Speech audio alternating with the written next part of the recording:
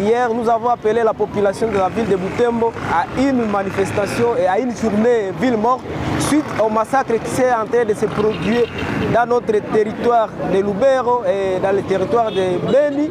Tout juste le massacre qui est en train de se passer au Nord Kivu en général. C'est très étonnant quand nous voyons nos élus du Nord Kivu se moquer au président de l'Assemblée nationale, tandis que nous sommes en train de souffrir dans le Nord Kivu. Normalement, nos députés devraient lancer un appel au gouvernement de la RDC et au ministre de la Défense, de la Justice, de s'occuper de la situation qui s'est en train de se passer au Nord Kivu. C'est étonnant quand nous voyons l'un de nos députés de la ville de Butembo initier une pétition qui va déchoir le président de l'Assemblée nationale, tandis qu'il devrait initier une motion de défiance pour le ministre de la Défense, le ministre de la Justice, et pour le moment, et de l'Intérieur. Et pour le moment, nous nous étonnons, nous sommes oubliés et la population est en train de souffrir, tandis qu'ils visent leurs intérêts au niveau national.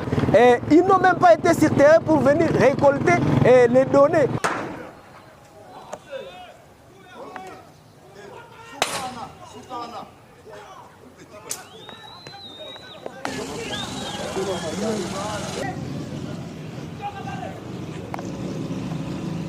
Tunasema ange sana kwa hao wachaguliwa. Huko depute moja wa mjini ya Butembo.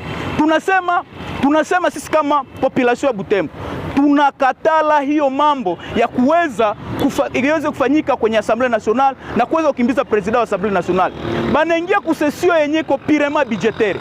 Ni sesio yenye vrai député anapasha kuya mu Assemblée nationale kuweza kuangalia kitu gani kinakosewa jeshi letu ili waweze kukingiza kwa hiyo budget yenye itaweza kutoka. Lakini ya kushangaza tumemwona bwana depute moja hivi anajitokeza anasema no, yeye atakimbiza president wa Assemblée nationale. Tunasema huyo depute anakuwa sasa nyuma ya huyo adui anayenyanyasa Kongo. Kwani sio wakati bwana journalist unaweza kusema si wakati ya kuweza kuingiza vitu vyenye bina maana kwa Assemblée nationale. Ni wakati sasa ya every depute kujitia pale mbele ili aoneshe kwamba jeshi ama wazalendo waweze kuadote, waweze kuwa napewa pesa. Hawa wazalendo wanazunguruka mjini Butembo na journalist.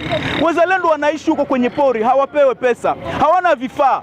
Lakini ni wakati huyo depute aende ku Assemblée, aende kusema ministre wa Defense huko wapi? Mbona wazalendo wanakosa chakula? Mbona FARDC haina vifaa? Ni wakati ya kuweza kuitisha ministre wa Interieur. Ba gouverneur wenye amenome eske biko wanatumika? Hawa maire de ville wenye shaka nome tuko mweta de siège eske biko wanatumika? Lakini huyo depute tunasema kama anaendelea kufanya hiyo, sisi kama raia tutamkimbiza mjini Butembo.